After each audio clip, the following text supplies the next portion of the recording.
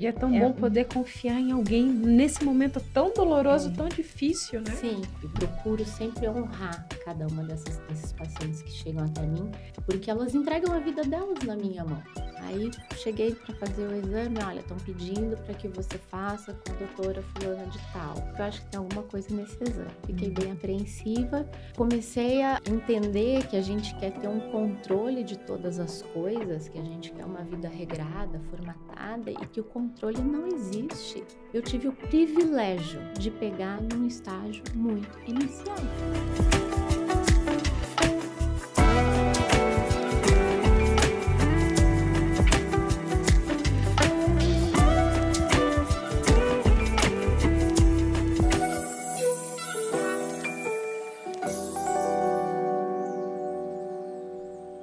Meu nome é Larissa Venezian.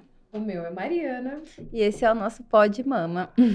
E hoje a gente está com uma entrevistada muito especial, que é uma grande amiga, que é a doutora Patrícia. Ela é anestesista e ela também teve uma lesão que é marcadora de risco para câncer de mama. E ela muito gentilmente veio abrir um pouquinho a história dela e falar para as pacientes como é a questão da anestesia para o câncer de mama e tudo mais. Muito obrigada, Paty.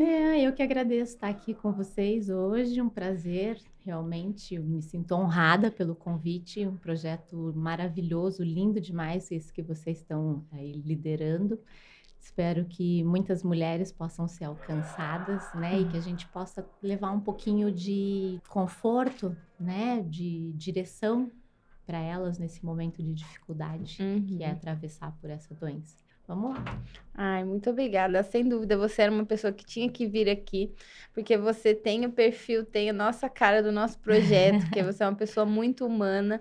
Eu estava agora falando o quanto que eu sou fã dela, que ela anestesia pra gente no hospital que eu opero, e todas as vezes que ela vai anestesiar, ela pega na cabecinha da paciente assim, e fala que Deus te abençoe, te guarde, boa cirurgia. Então, assim, é uma pessoa diferenciada, que tem um acolhimento, uma abordagem muito humana. Então, com certeza, você tinha que fazer parte do nosso projeto, né, Mari? E a gente está super feliz. Obrigada. A Lari me disse coisas maravilhosas. A Lari é suspeita. Na verdade, eu acho assim, a gente não escolhe ser médica, sabe? Eu acho que a medicina nos escolhe, né? E essas pacientes, elas me escolheram.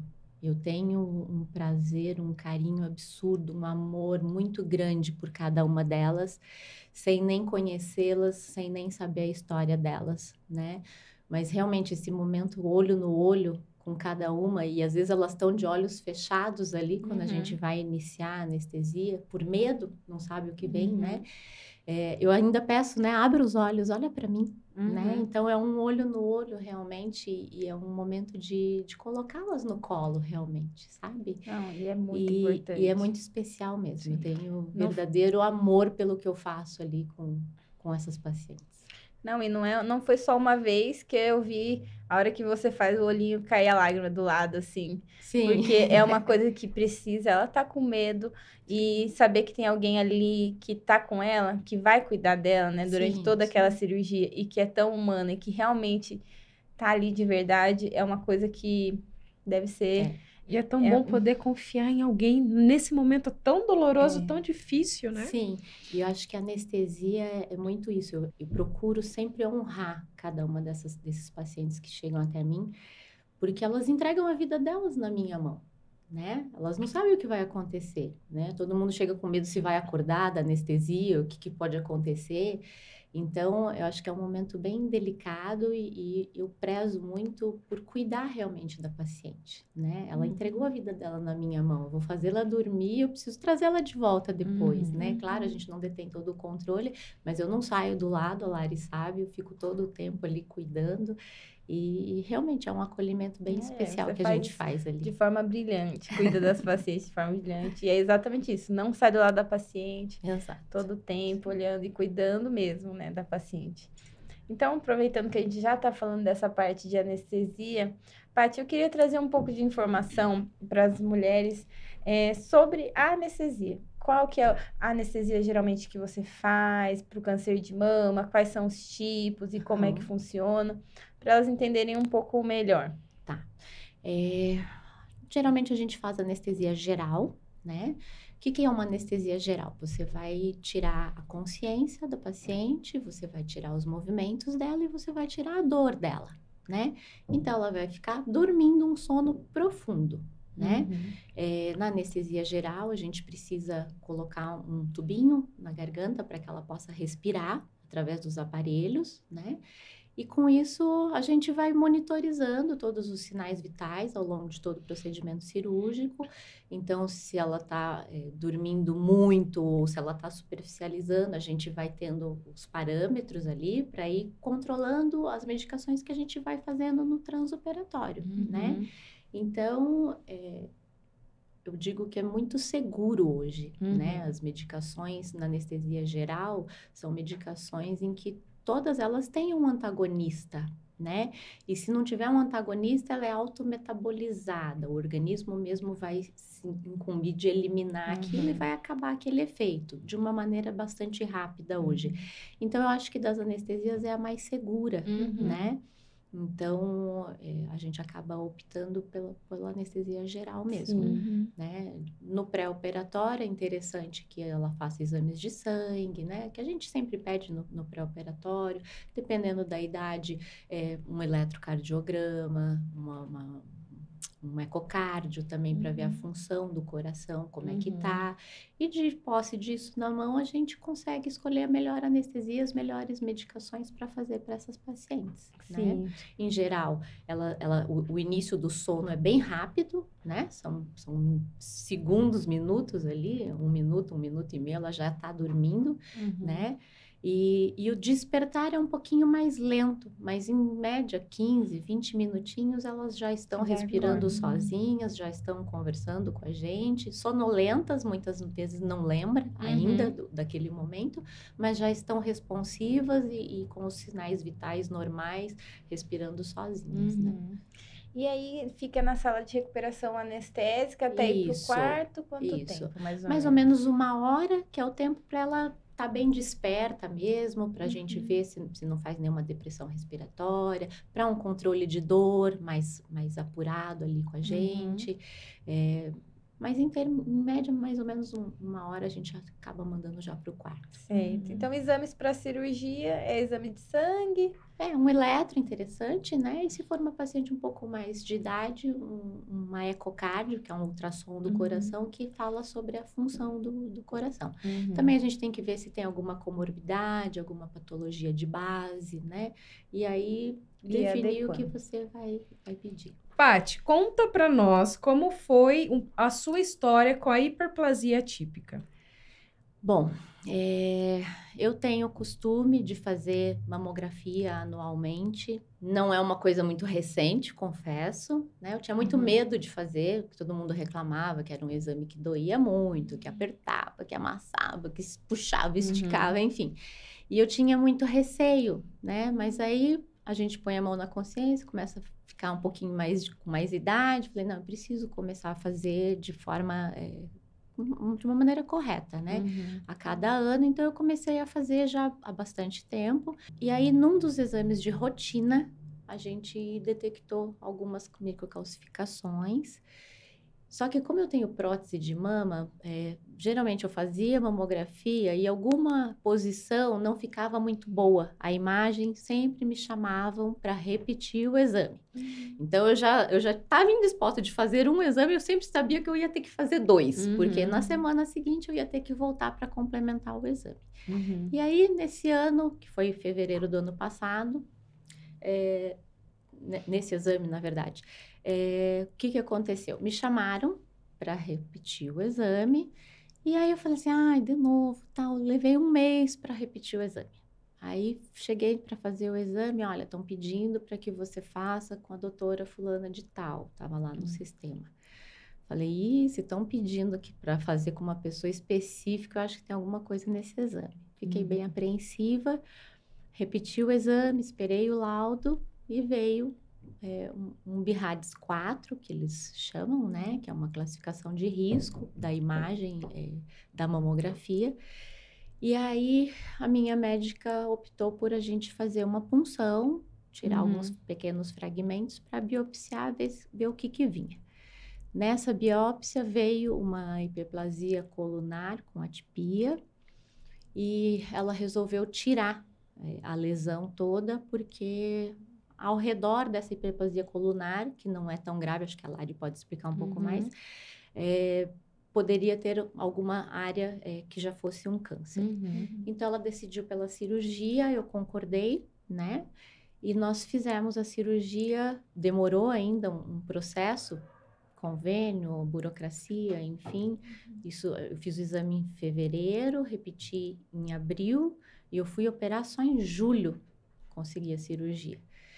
E aí, nessa cirurgia, a biópsia revelou que veio uma hiperplasia ductal com atipia, que era um pouco mais grave que a lesão que foi pelo agulhamento. Tirada a lesão, nós fizemos a quadrantectomia. Tirada a lesão, um mês depois eu iniciei o tratamento com o tamoxifeno, né? E já no diagnóstico lá atrás do BIRADS 4, eu fazia reposição hormonal para menopausa. Eu já tive que parar essa reposição, então a vida já deu uma mudada, a qualidade de vida já pior. E a hora que entrou o tamoxifeno, aí esse me atropelou mesmo, né? Aí veio sintomas muito marcantes da menopausa e você tem que pôr a cabeça no lugar porque não é fácil, né? Quando veio essa suposta lesão, BIRADS 4, que poderia ser um câncer, é um momento muito difícil que você depara, porque você não sabe o que vem pela frente, né? Você não sabe se vai ser um câncer, se não vai ser. Se for um câncer, se vai ter quimioterapia, se vai ter radioterapia, o que você vai fazer, sabe? E eu me lembro que um tempo atrás, eu acho que eu tinha lido um livro, ele se chama A Morte é um Dia que Vale a Pena Viver, e eu acho que é um livro que todo ser humano tinha que ler e os profissionais de saúde deviam ser obrigados a ler. E aquele livro me abriu um olhar muito grande para a morte, né? Porque a gente vive a vida achando que a gente é infinito. Né? Que a gente sempre vai ter tempo para fazer todas as coisas, que a gente sempre vai ter tempo para se reconciliar com quem te fez alguma coisa ou você fez para alguém. Enfim, a gente não pensa na nossa finitude, né? Então, o livro me abriu muito o olhar e tinha uma parte que ela falava que quando você se depara com uma doença grave, que pode tirar a continuidade da sua vida, é como se você desse de cara num muro. Tua vida é uma caminhada, mas de repente se levanta um muro na sua frente. E aí ele é tão alto que você não transpõe e ele é tão longo que você não consegue mais dar a volta e continuar o caminho. E só te resta uma coisa a fazer, olhar para trás, para ver o que foi a sua caminhada. Nossa. Nesse momento, eu me senti com a cara no muro, sabe? E eu falei assim, meu Deus, o que eu tô fazendo? E eu comecei a olhar para trás. E aí você começa a repensar e ressignificar várias coisas. E muda o teu olhar para a vida. Porque você começa a olhar para a morte, para a tua finitude, né? E aí eu comecei a entender que a gente quer ter um controle de todas as coisas, que a gente quer uma vida regrada, formatada, e que o controle não existe. Simplesmente não existe, né? E hoje você está aqui, daqui a pouco você não está mais. Sim. E aí eu comecei a entender tanta coisa, assim, né? A gente fica fixado em algumas coisas do passado que te impedem de continuar seguindo pelo teu caminho, só olhando para trás, e o passado não volta, né? E você fica ansioso porque é alguma coisa que você quer muito lá na frente, mas o futuro você não sabe também se chega. Então, eu entendi que a vida era só o agora. Era só aquele momento. E naquele momento, o que eu tinha na minha mão? Eu tinha a minha vida e talvez uma doença. E o que eu ia fazer? Me desesperar? Né? Então, é um momento muito difícil esse do diagnóstico, né? Graças a Deus, não era um câncer ainda, né? Mas era uma lesão com um alto potencial de malignização ao longo do tempo e que eu tive o privilégio de pegar num estágio muito inicial, né? Então, eu acho que aqui vale a deixa da importância, né? De dizer a importância do exame de rotina, né?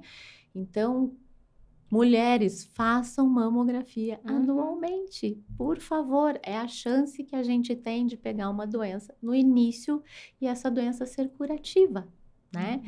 Então, foi muito intenso tudo que eu vivi, né? Porque até você conseguir operar, foram alguns meses ali que eu passei muito estressada, né?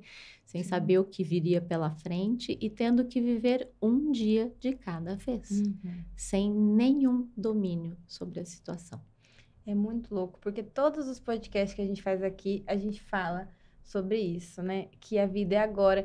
E a maioria das pessoas, quando passam, né, por uma doença que é grave e potencialmente pode ameaça a continuidade da sua vida, e você vê ali, né, como você falou, esse muro, é muito impressionante como a gente vem para o presente, né?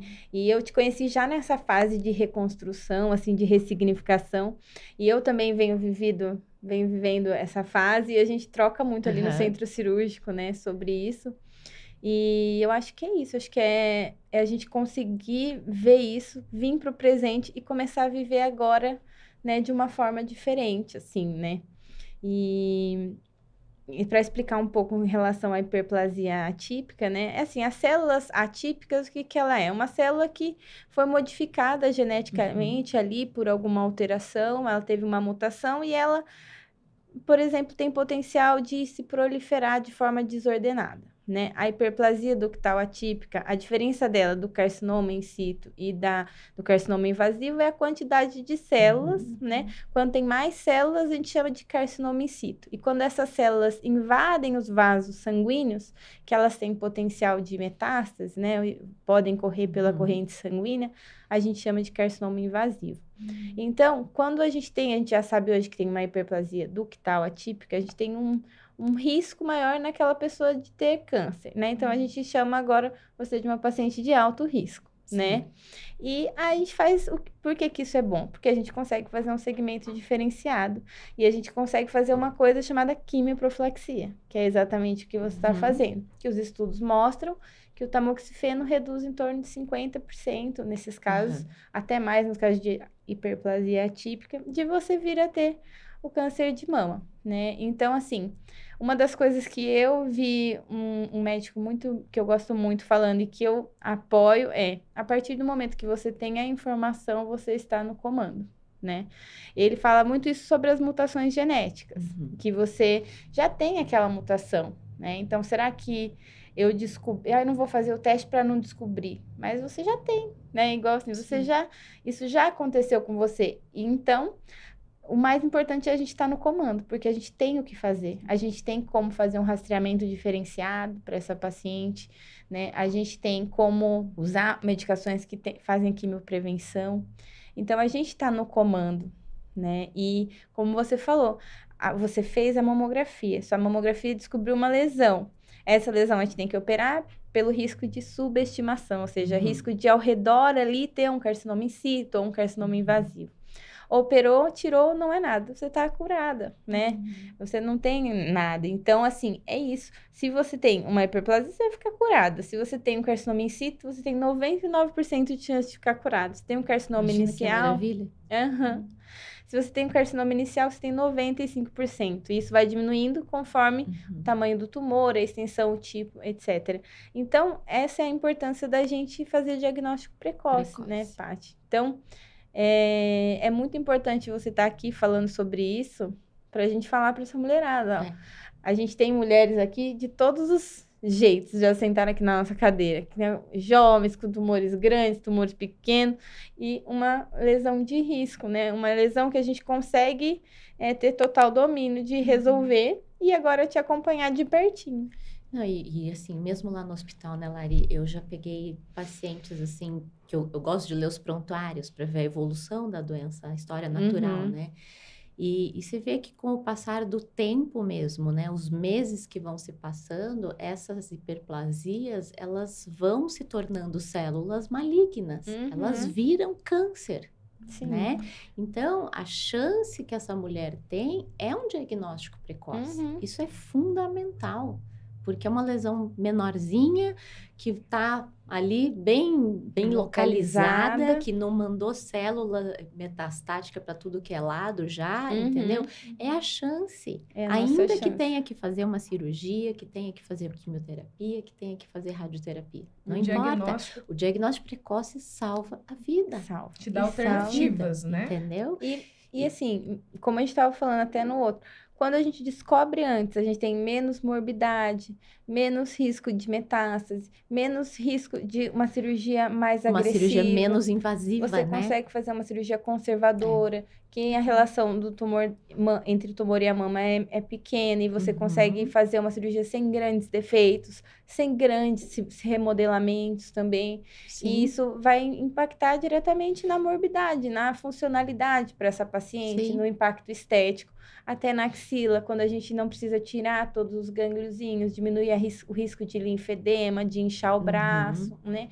Então, a gente só tem benefício de fazer diagnóstico precoce. Eu sei que a gente tem medo, muitas vezes, de Sim. encontrar as coisas, Sim. porque a gente é humano e cada pessoa tem o seu tempo. Mas a gente quer aqui conscientizar, porque quanto antes, melhor Sim. mesmo. É uma necessidade, É uma né? necessidade. Então, eu super recomendo, eu acho que assim, poderia ter tido um câncer e não tive, Uhum. né? Operei, estou usando a medicação, mas graças a Deus dos males o menor, E né? veja E só, assim, né, me Paty? considero Uhum. uma abençoada realmente, né? E para você já foi tão difícil, Muito, entendeu? muito. Então, assim, é pra gente entender que quanto mais agressivo for, mais difícil vai ser, Sem dúvida. né? E assim, porque quando leva em consideração a nossa mama, a nossa feminilidade, tem Eu ia falar justamente isso. Para mim, o que pesava? Mexer na minha mama. Uhum. Mexer na minha mama, assim, a doença em si já é muito difícil, mas para mim, não sei, me pegava mexer na minha mama, Uhum. sabe? Foi muito difícil. E eu lembro até que eu decidi fazer um ensaio fotográfico sensual para guardar de lembrança fotos bonitas com a minha mama antes de mexer nela, Uhum. sabe? E fiz um ensaio lindíssimo que eu guardo assim no coração. Foi um momento muito importante para mim ali, sabe? Uhum. Que eu queria guardar uma beleza, sabe? E eu não sabia como ia ficar a mama. E essa insegurança, essa incerteza, sabe? O nível da mutilação, eu acho que mexe muito com a mulher. Muito, Sem dúvida. né?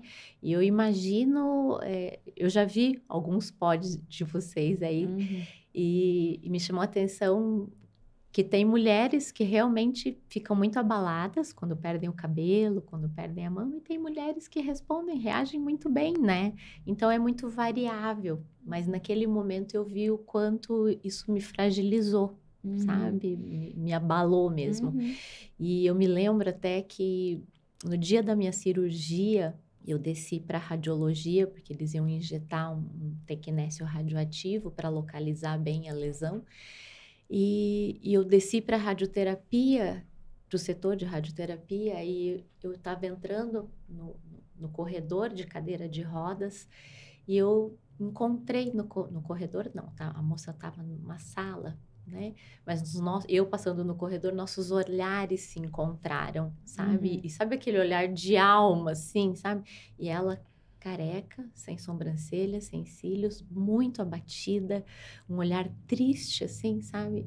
E nossa, eu falei, meu Deus, isso pode acontecer comigo, sabe? Naquele momento, assim, foi o momento de maior dor para mim, Uhum. sabe? Foi um momento em que eu vi a minha fragilidade mesmo ali, sabe? Medo. O medo. Deixa- Ali eu me deparei com o medo, sabe? Eu tinha um medo antes, mas ali, Medo assim, do desconhecido, né?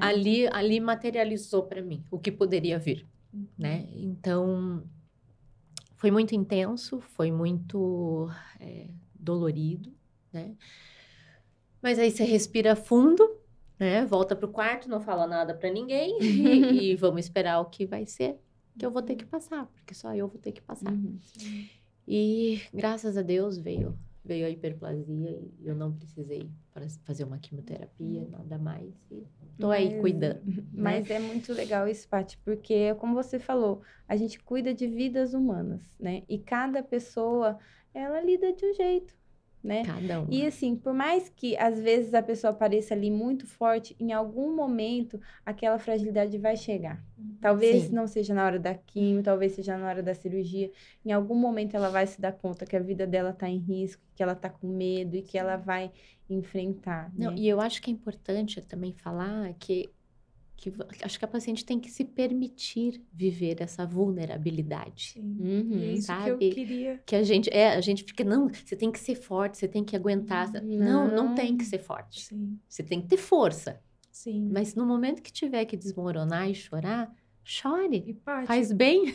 como foi para você, você que cuida das suas pacientes com tanta humanidade, ser paciente e ser cuidada? Como que você lidou com isso? Eu tinha começado a trabalhar lá no hospital com a Lari uns meses antes, sabe? E eu não sei, eu tinha uma conexão com essas mulheres, sabe? Porque eu sempre olho para paciente, assim, para todos os meus pacientes, né? E eu sempre penso, eu tinha um professor que falava assim, sempre pense que pode ser um familiar teu. Se for um senhor de idade, seu pai, uma senhorinha, sua mãe, da tua idade, o teu irmão, tua irmã, né? Criança, um filho, um primo, um sobrinho. Então, eu sempre olhei com esse olhar. E agora eu ainda olho com um olhar, assim, que essa pessoa é o amor de alguém. Então, eu procuro cuidar bem, né? E aí, eu não sei, veio um sentimento muito especial por essas pacientes do câncer de mama, sabe? Então, eles brincam lá que eu sou a anestesista das mamas lá, né? Que sala que a Patrícia está? Na sala da mama. Todo mundo sabe que eu só tô lá na sala da mama. E eu comecei a trabalhar. Que a gente comecei... também pede. A gente fala assim, só aceita a Paty. Quando a gente chega e de repente não é ela, a gente fala assim, o outro anestesista fica até se sentindo meio mal. Porque a gente fala assim, a Paty você não pode vir. Tipo isso. Tipo assim, né? A pessoa... Seria pra outra pessoa. Acho que essa não é a sua sala, né? Você deve saber fazer, mas a Paty não Você veio. tá na sala errada. Essa sala é da Paty. A Paty não É veio tipo isso. E aí, então já tinha um carinho. Eu acho que de uma certa forma, a gente estava conversando há pouco, de ter uma missão mesmo, né? E acho que às vezes a gente tem, sim, uma missão.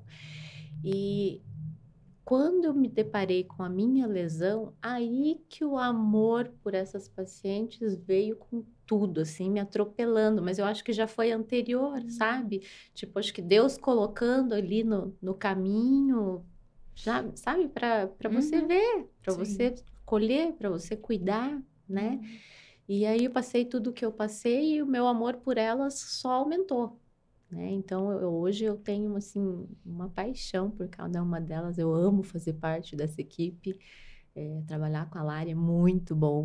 Os meninos também são bons, mas a gente tem uma conexão diferenciada. Também, é muito gostoso dúvida. mesmo. Então, é um carinho e um cuidado muito nesse grande. podcast eu descobri que a Lari tem muitas afinidades com todo mundo. Ela se dá bem com todo mundo. É incrível isso. Calma, que tem muita gente ainda para chamar. Não, mas é porque... é isso, é conexão de almas mesmo, as pessoas que se identificam. são muito maravilhosas. Vou fazer o quê? A Paty aparece na minha vida, eu não vou ser amiga dela? Não dá, entendeu? Na verdade, eu acho que até é além. Eu acho que a gente tá numa vibração e você atrai aquilo que você vibra. E Sim, cria com uma certeza. sintonia, cria uma conexão. Sem E é dúvida. incrível isso.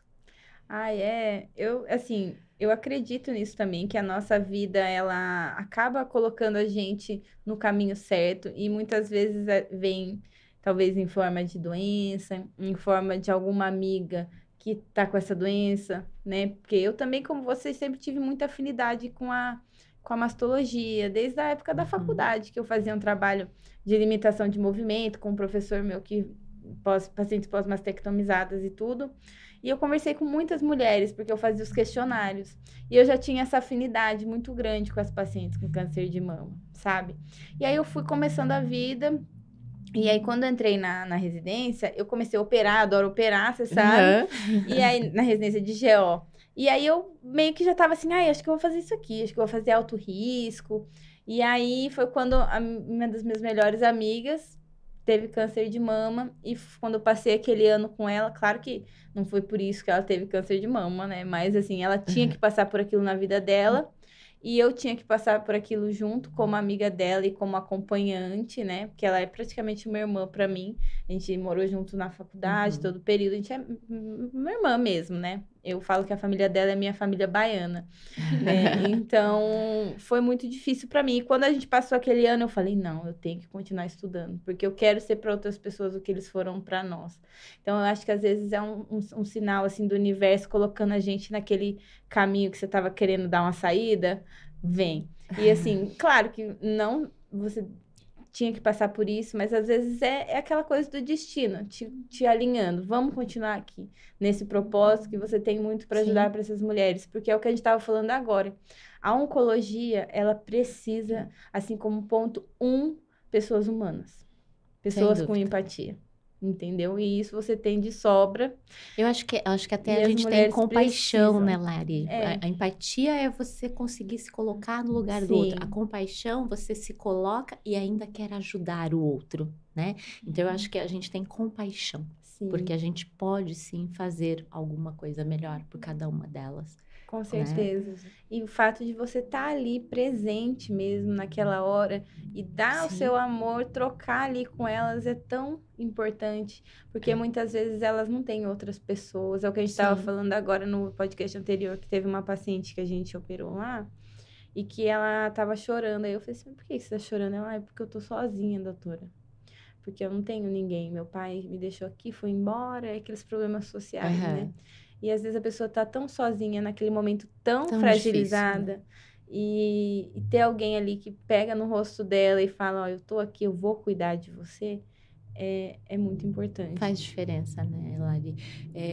Eu amo estar com cada uma delas, assim, sabe? E mesmo na visita ali pré-anestésica que a gente faz lá na outra sala ainda, que eu vou conversar com as pacientes, ali eu já sinto um pouco o emocional delas. Né? Tem umas que estão mais frágeis, tem umas que estão um pouco mais inteiras ali, mas todas estão com medo, né? Todas têm algo inquietando ali, né? Então, eu procuro já desde a outra sala, já trazer para perto, já puxar ali um colinho ali, sabe? Então, eu acho bem especial mesmo. Para vocês é um dia de trabalho, mas para elas é um momento decisivo para a vida, né? Então, ter esse acolhimento é, assim, maravilhoso. É um porto seguro. E é o que até a Ana Cláudia Quintana, desse livro que você comentou, ela fala. Né? Ela fala sobre a consulta, mas é a mesma coisa, né? Sobre a cirurgia. Ela coloca uma foto de uma paciente e fala, olha só, ela se preparou para estar lá. Ela colocou um brinco. Ela faz 1 mês que ela tá esperando o que ela vai falar, porque nesse tempo tem que caber o que ela vai falar para você, o que você vai falar para ela, e ela tá muito preparada para estar naquela consulta. Você tá preparado para estar lá do outro lado? Que a gente troca, e aquele momento não vai voltar nunca mais, né? E a gente tem que estar preparado, porque a gente, quando entra, pisa dentro do hospital, a gente tem que deixar os nossos problemas de fora. Sem dúvida. Porque ali a gente tem que estar inteiro para cuidar daquelas pessoas, porque ela esperou 1 mês, 2 meses, ela fez todos os exames, ela sofreu, ela esperou muito aquele momento, que às vezes é um dia normal pra gente, que a gente chega, acorda meio atrasado, sai correndo, né? Mas ela chega lá, ela tá muito preparada para aquele dia. E às vezes a gente não tá tão preparado quanto ela. E acho que quando a gente passa por uma doença, assim, por mais que não seja, vamos supor, cada pessoa... Eu também tive esse tumor na coluna que foi benigno, mas que para mim foi muito difícil também. Eu hoje vou mais preparada. Quando a gente muda, né? Quando eu tô, às vezes, querendo ir ver a mamografia, não, deixa eu vir aqui do lado da paciente, porque é isso, né? A gente tem que enxergar isso. Você fala de mim na hora de anestesiar, mas você também sempre vem lá do ladinho mesmo. ela vem ali juntinho. É isso, eu acho importante mesmo. E, Paty, o que você tira dessa hiperplasia para a vida, assim? O que você tira de lição? Eu comecei a viver os meus agoras, Eu acho que a vida é só o agora. Só o agora. Então, que cada agora seja o melhor, sabe? Então, eu tenho tentado, mesmo, claro, a gente não tá feliz 100% do seu tempo na vida, as coisas não dão 100% certo em todo o tempo, mas eu tenho tentado, mesmo na dificuldade, na adversidade, fazer com que aquele agora seja muito bom, sabe? Se tá ruim, se tá difícil, eu procuro olhar para dentro. O que tá ruim? O que eu posso fazer que pode melhorar um pouco? Se não posso melhorar a situação, o que eu posso melhorar no meu sentir para que eu não fique com esse sentimento ruim? Então, eu mudei muito, assim, sabe? E assim, até o entorno estranha muito, porque você começa a ser outra pessoa, né? Você começa a olhar muito mais para dentro, né? Você busca um autoconhecimento e eu decidi viver intensamente a minha vida cada agora. Sabe? E não tem como voltar atrás, né? Depois não que tem volta. A gente muda e a gente... É igual a doutora Natália, que estava aqui há pouco, falou a mesma coisa. Eu sou outra pessoa hoje. E aí eu tenho que voltar e reorganizar, porque eu não caibo mais nos lugares que eu cabia. Exatamente. Eu já não vejo sentido em coisas que eu fazia antes. E é isso, né? Você ressignifica tudo na sua vida. Tudo. Então, assim, hoje eu não gosto de discutir, eu não gosto de brigar, sabe? Eu quero viver. Não quero mais ter razão. A vida é valiosa demais para isso. Exato. Né? A vida é muito preciosa. Né? Quanto tempo eu ainda vou ter, eu não sei. O que eu falo é que eu vou ter... Eu já vivi mais do que eu ainda vou ter de tempo de vida. Eu tô com 53 anos... Eu não vou viver mais 53, né? Mas que cada dia que eu viver daqui para frente, que seja especial, você entende? Se eu tô aqui no Pó de Mama, que seja muito especial. Se eu tô lá no hospital, que seja especial. Se eu tô em casa sozinha, que seja especial, eu comigo, sabe? Se eu tô com algum amigo, sabe? Tudo tem que ser especial, porque é só o agora. E passa, não volta, sabe? Então, acho que aprendi a cuidar um pouco de como você fala com as pessoas, né? Procurar falar com amor, falar com carinho, né? A palavra que sai da boca não volta. Então, tentar ser mais humano possível, sabe? Pra gente se tornar humano. Eu sempre falo que se você tem 1000 maneiras de falar com uma pessoa, escolha a maneira mais doce, mais gentil, porque a gente não sabe o que a pessoa está vivendo do lado de lá. Então, é realmente aprender a falar com o outro como ser humano. E às vezes o outro está indisposto com você, mas não é com você. Você acha que é com você, mas ele está com outro problema. Então, releva, deixa para lá, vive o teu agora, né? Assim, não quer falar comigo? Não fala, então. Ou quer brigar comigo? Vai brigar sozinho. Você muda muita coisa, você ressignifica. Até porque o diagnóstico, ele é tão grande, traz tantos sentimentos silencia o resto. Então, você aprende a dar valor e dar importância para aquilo que realmente tem importância. E vou dizer além ainda, você aprende a dar importância nas mínimas coisas belas da vida.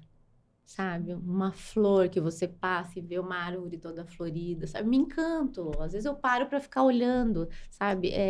Eu comecei a ver a vida diferente. Eu comecei a olhar para a morte, respeitá-la, né? Eu acho que a gente tem que tratar a morte com a mesma dignidade que a gente trata a vida.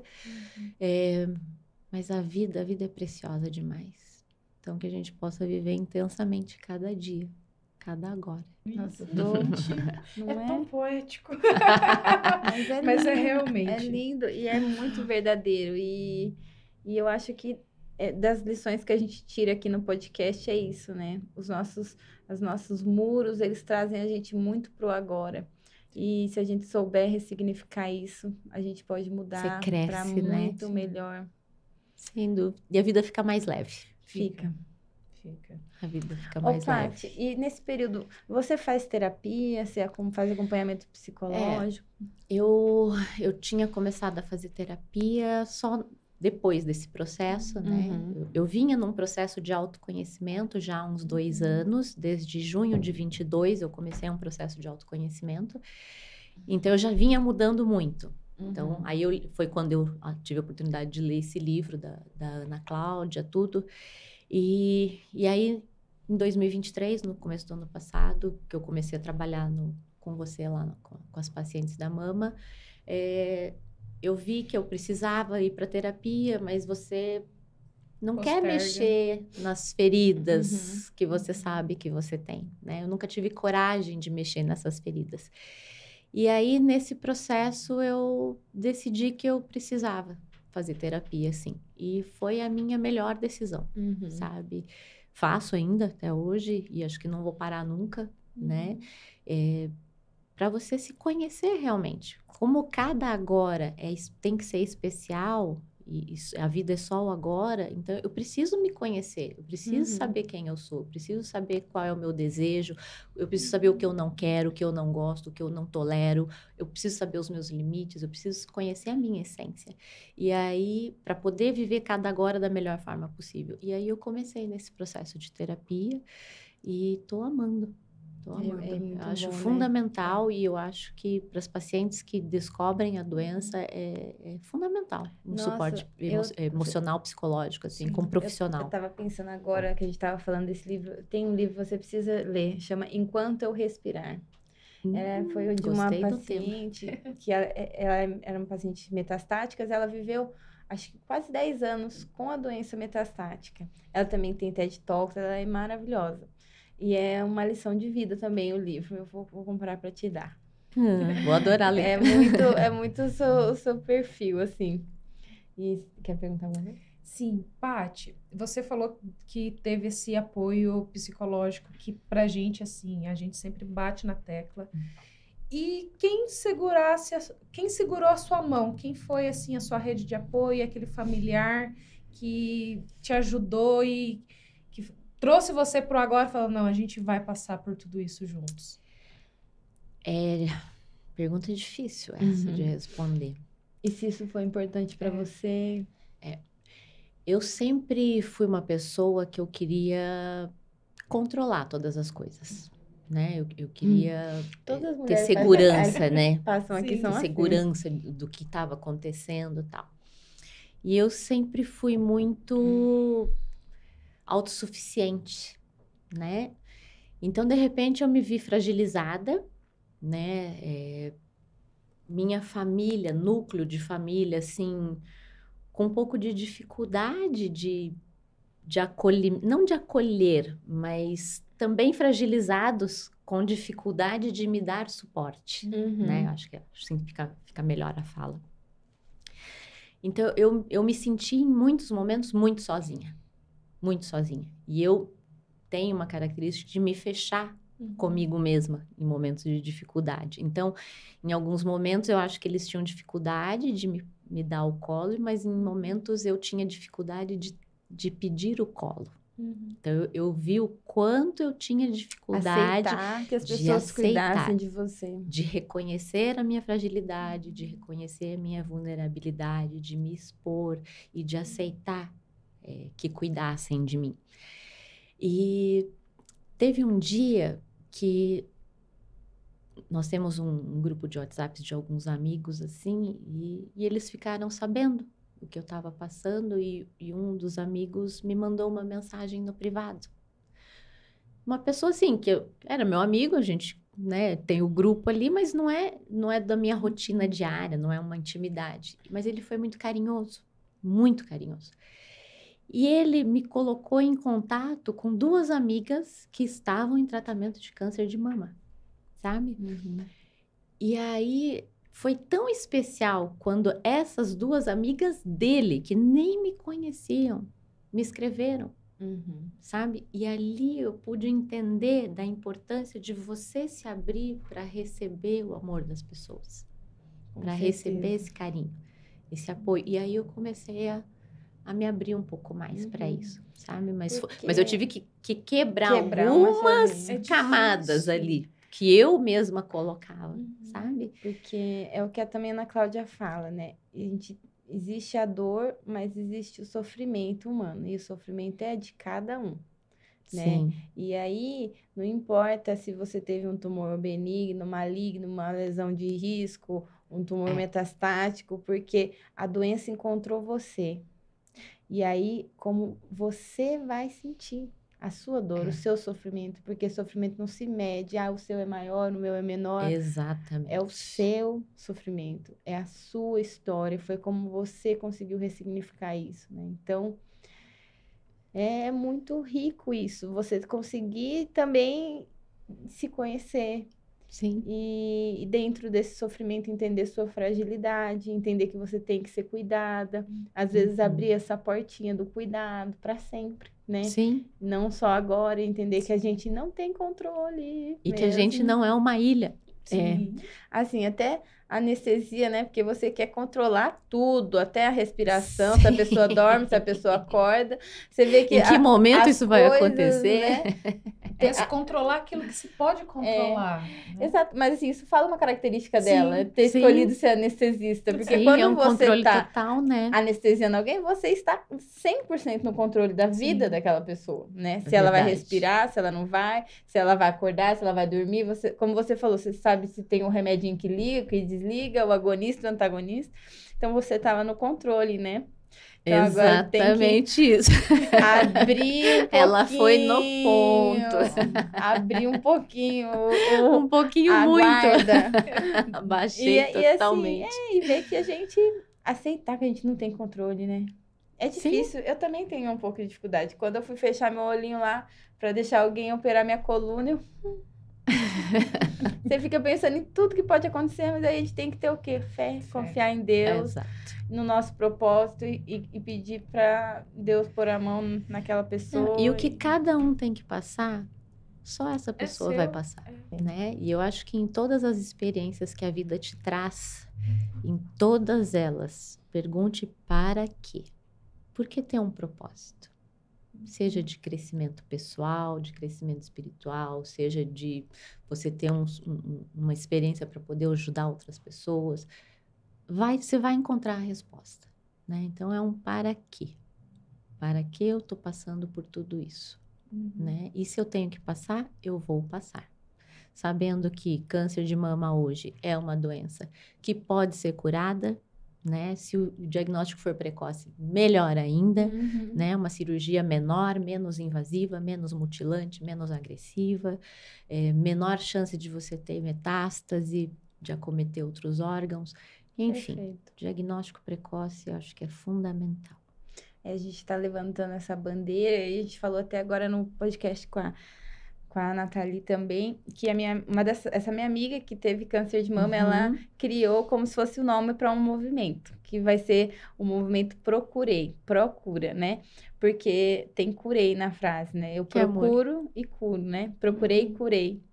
Então, é o rastreamento. E aí, a gente tá agora em outubro gravando isso, não sei se a gente não vai soltar em outubro, mas é uma das coisas que a gente quer colocar todos os meses. A gente quer falar sobre rastreamento todos os meses. Então, a gente criou esse movimento Procurei, que a gente vai falar sobre rastreamento durante o ano inteiro, não só em outubro. Sim. Outubro é muito importante, né? Porque é uma campanha mundial que ajuda muito, que volta o mundo para o câncer de mama, né? E é essencial. Mas a gente quer continuar também falando todo ano sobre isso. Fundamental. Né? E assim, Paty, para terminar, porque nem vi passar, já faz 50 minutos. Nossa! O que você diria hoje para uma mulher que descobriu uma hiperplasia ductal atípica? Bora tratar! Bora tratar, não é o fim, né? É o começo, começo de uma vida muito linda. E que bom que a gente descobriu uma hiperplasia ductal atípica, né? Exato. Mas eu acho que mesmo para as que têm câncer, que descobriram um câncer, bora tratar. Exatamente. Né? Tem vida. Bora viver. Eu vi essa semana porque eu sou uma pessoa que eu falo pra Mari, eu tenho um pouco de dificuldade ainda, eu quero tratar e quero trazer pessoas aqui para falar sobre sobre a progressão da doença, né? Quando a gente trata e a doença progride. Porque existe vida com câncer também, né? E a gente precisa saber lidar com isso, falar sobre isso, porque é aquela coisa que a gente não fala, porque é o que a gente tem mais medo, né? Então, a gente não fala sobre progressão de doença, né? E esse livro, Enquanto Eu Respirar, é de uma paciente que viveu 10 anos com uma doença metastática. Entendeu? Existe vida. E ela pode ser boa. E ela, inclusive, falava que a vida dela foi melhor nessas fases e tudo mais. Enfim, é um livro muito legal. Vou colocar aqui, pedir pro Alan colocar aqui na edição. Boa. E entender que o tratamento, por mais difícil que ele seja, né? Por mais efeito colateral que ele tenha, ele vai passar, né?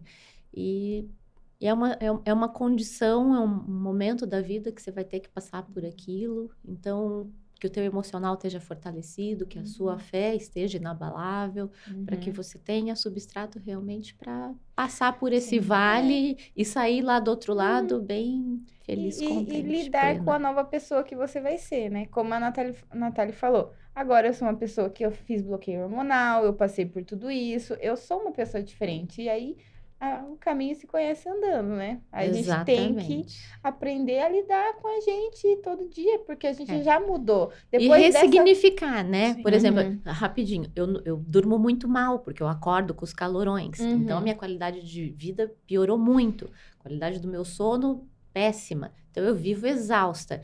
Mas eu vou ficar o dia inteiro reclamando, ai, meu Deus, tô cansada. Ai, meu Deus, tô exausta. Não dá, entendeu? E a Paty faz muito exercício físico também, ainda né, tento fazer, né, alguma coisa. Se cuida e tudo mais. A alimentação é importante. Isso. A gente tem que fazer o que a gente tem que agir no que a gente tem controle. Exato. Porque a gente não tem controle de tudo. Mas tem algumas coisas que a gente tem, né? Se a gente vai na academia, o que a gente come, isso a gente tem controle. Então, o que a gente pode controlar, vamos tentar. Sim, vamos fazer. Ai, Mari, eu tô tão feliz. Eu tô feliz demais. Que episódio maravilhoso. Que sensibilidade. E é assim, cada dia que a gente grava, eu sinto que eu saio outra pessoa. Né? Sim. Que a gente não uma troca, mais a mesma né? pessoa. A gente troca. No começo a gente ficava com vergonha, com isso, com aquilo. Agora a gente já tá aqui, nem lê mais as perguntas. E cada participante que vem, a gente tem um pouquinho mais de certeza que estamos no caminho certo. Não, vocês estão de parabéns. Projeto lindo.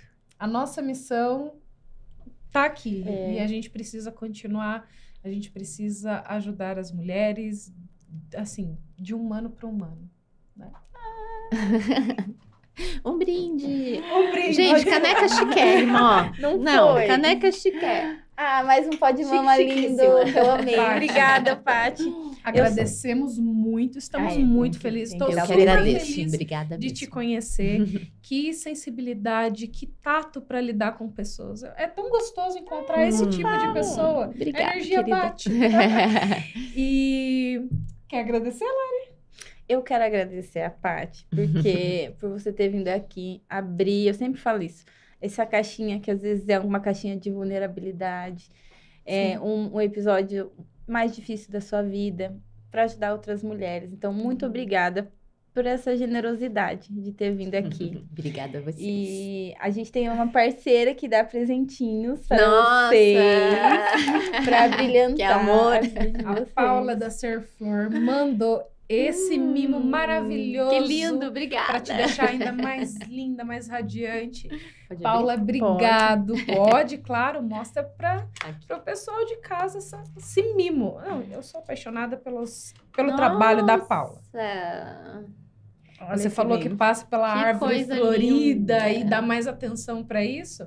A Paula eterniza flores em acessórios, gente. Que coisa maravilhosa. Não é linda? Tem uma flor na minha lua aqui. Sim, é uma flor na E mulheres são como a lua, são cíclicas, né? Com certeza. Lindo, obrigada pelo carinho. Obrigada a você, Paty. Amei. Isso.